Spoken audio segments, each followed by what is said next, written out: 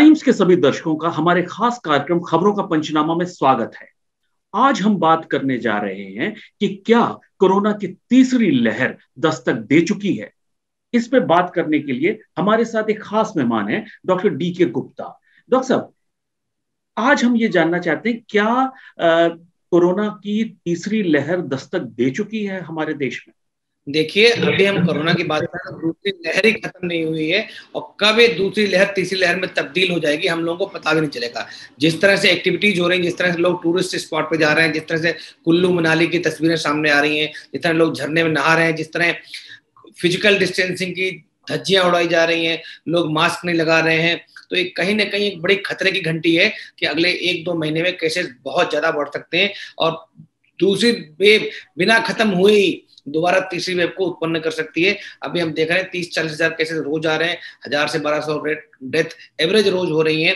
तो अभी हमारी स्थिति भी कंट्रोल में नहीं है, तो इसलिए हम सबको ध्यान देना चाहिए कि अगर हमने ध्यान नहीं रखा तो तीसरी वेव कभी भी आ सकती है। अच्छा डॉक्टर साहब, एक चीज बहुत बात हो रही है डेल्टा प्लस वेरिएंट की, और साथ ही और भी 2-3 वेरिएंट का जिक्र और हो रहा है।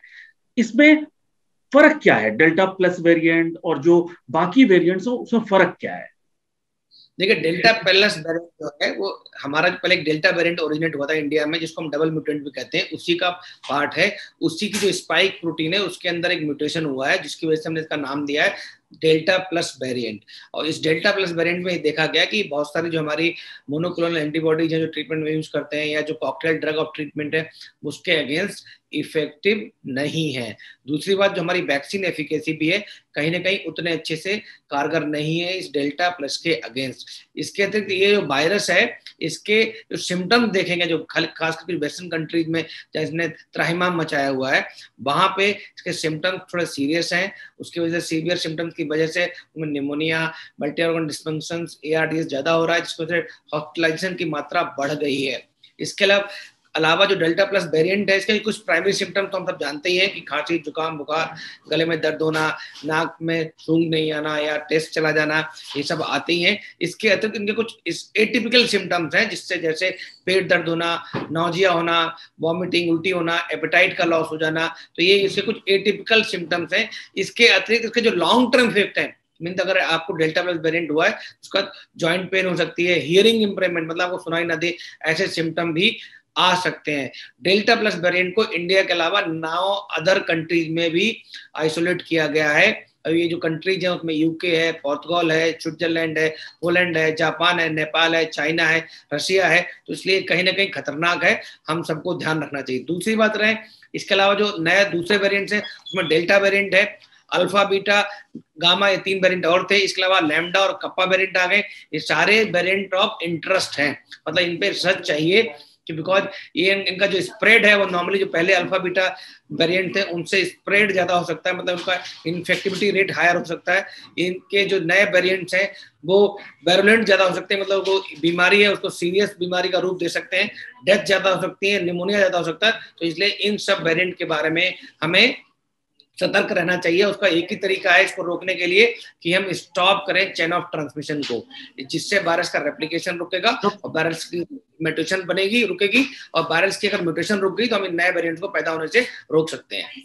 डॉक्टर साहब, क्या वैक्सीनेशन, जो जैसे कि आप बोल रहे हैं कि वैक्सीनेशन जो है वो डेल्टा प्लस वेरिएंट पे इतनी कारगर नहीं है, तो जिस तरह से लोग जिनको जो फुल्ली वैक्सीनेटेड हैं वो लोग बाहर घूम रहे हैं आराम से, जिस तरह जा रहे हैं, तो क्या वो भी थ्रेट में है, वो भी रिस्क में है लोग? बिल्कुल थ्रेट में है। अगर आप वैक्सीनेटेड है, इसका मतलब ये नहीं आपको इन्फेक्शन नहीं हो सकता है, इन्फेक्शन आपको हो सकता है, इवन नॉर्मल वेरिएंट से भी इन्फेक्शन हो सकता है, पहली बात।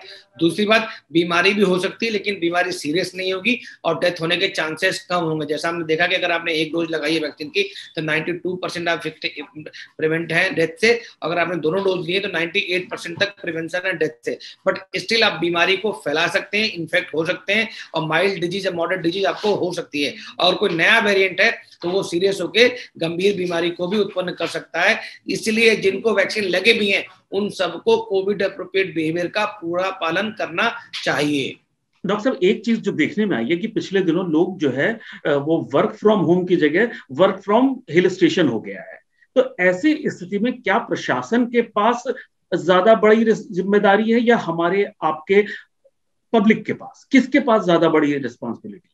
बिल्कुल, आपका बहुत अच्छा सवाल है, मैं फिर बताऊंगा। रिस्पॉन्सिबिलिटी डेफिनेटली हमारे सिटीजन्स की है, नागरिक की है, भारतवर्ष के जो लोग हैं, आम जनता, उसकी रिस्पॉन्सिबिलिटी है कि उनको कोविड अप्रोप्रिएट बिहेवियर पालन करना चाहिए, ना कि अपने के लिए, अपनी फैमिली के लिए, अपने समाज के लिए और अपने देश के लिए। बट अकाउंटेबिलिटी भारत सरकार की और राज्य सरकार की।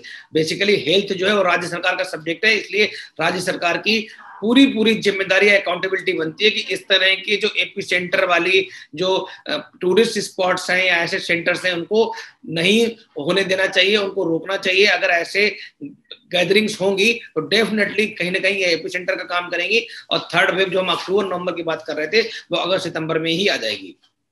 अच्छा डॉक्टर साहब, इसमें एक चीज और है कि अगर प्रशासन इस पे कड़ाई करता है तो एक दूसरा एंगल देखने में आता है।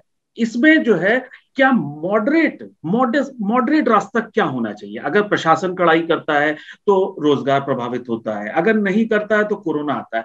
आप मॉडरेट रास्ता क्या सजेस्ट करेंगे? क्या मॉडरेट रास्ता ये, एक तो हमें सबको वैक्सीनेशन को बढ़ावा देना चाहिए, सरकार को और हमारे मीडिया को भी, प्लस जागरूकता अभियान को कम नहीं करना है। चले भले ही कोविड के केसेस कम हो रहे हैं, प्लस जो जागरूकता अभियान चलता है, मीडिया में चलता है, चाहे सरकार चलाती है, उसको कम नहीं करना, किसी भी चैनल पे कम नहीं होने देना जब तक ये कंट्रोल है। तीसरी बात रही, जो हम लॉकडाउन को अनलॉक कर रहे हैं, उसमें अनलॉक करने के लिए मना नहीं कर रहे हैं, हमें नहीं कर रहे लोगों को मार्केट नहीं खोलनी, बट वहां पे कोविड अप्रोप्रिएट बिहेवियर का पालन करना, उसको इंश्योर करवाना, उसकी अकाउंटेबिलिटी लेना, ये सरकार का काम है। आप दिल्ली में देखें, दिल्ली में लोग मास्क लगाते हैं, पता है सबको 2000 रुपए का चालान होगा। वहीं आप अगर आप किसी टायर 3 सिटीज में जाते हैं या ग्रामीण इलाकों में जाते हैं, वहां पे लोगों का मास्क ही नहीं दिखेगा आपको। तो कहीं ना कहीं सरकार को कठिन और कठोर नियम बनाने की जरूरत है। अगर एक बार लोगों को पता लग जाएगा ना कि एक गांव के अंदर 4 लोगों का चालान कट गया और सबको 2-2000 रुपए देने पड़ गए, तो पूरा गांव सुधर जाएगा या पूरा शहर सुधर जाएगा। मैं तो गांव शहर की बात नहीं करता हूँ, पूरा शहर। तो हमें कहीं ना कहीं, जैसे मैंने चालान दिया है, तो मैं अगले जब भी उस एरिया में जाऊंगा या उसके आसपास भी भटकूंगा, मैं अपना मास्क ला के रखूंगा। तो कुछ और अपने जानने वाले को भी बोलूंगा, अपने जानने वालों को भी बोलूंगा कि तुम लोग मास्क लगा के रखो, नहीं तो चालान कट जाएगा। तो इसका मतलब यह है कि हमें एक ऐसा रास्ता निकालना पड़ेगा कि जिसमें हमारी इकोनॉमिक एक्टिविटीज भी चलती रहें और साथ ही हम कोरोना के जो संक्रमण के स्रोत हैं उनको कहीं ना कहीं कंट्रोल करें। डॉक्टर साहब, आप हमारे शो में आए, बहुत बहुत धन्यवाद। Thank you so much sir.